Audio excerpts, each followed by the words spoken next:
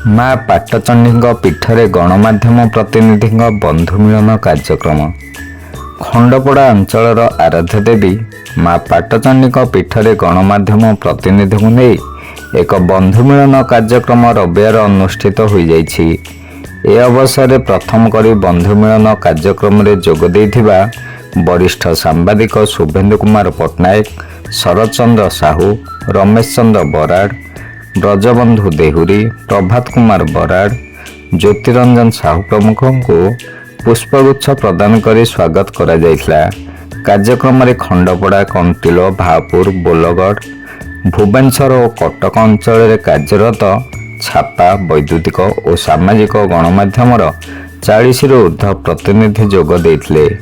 ଏ ଅବସରରେ କାର୍ଯ୍ୟରତ ସାମ୍ବାଦିକମାନଙ୍କର ବିଭିନ୍ନ ସମସ୍ୟା ସମ୍ପର୍କରେ ଆଲୋଚନା କରାଯାଇଥିଲା।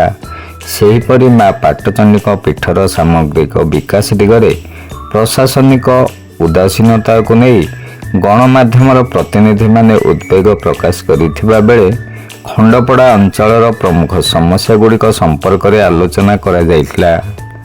ଶିବନାରାୟଣ ଦାସଙ୍କ ରିପୋର୍ଟ, ଖଣ୍ଡପଡ଼ା ବାର୍ତ୍ତା।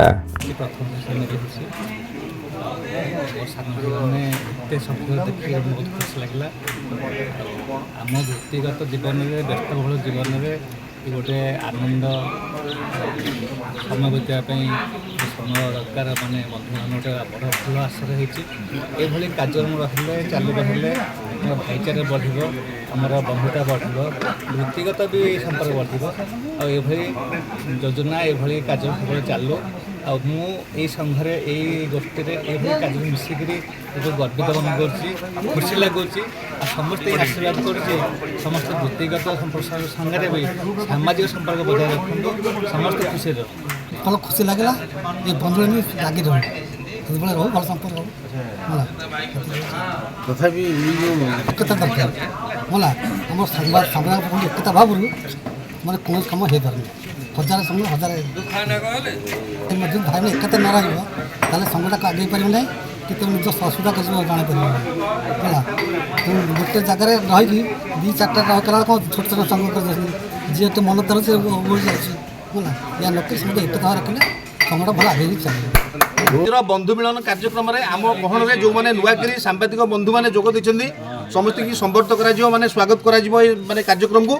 ପ୍ରଥମେ ମୁଁ ସ୍ୱାଗତ କରିବି ଆମର ପ୍ରଭାତ କୁମାର ବରାଡ଼, ଧରିତ୍ରୀ ପ୍ରତିନିଧି ଭାବୁ। ତାପରେ ଦ୍ୱିତୀୟରେ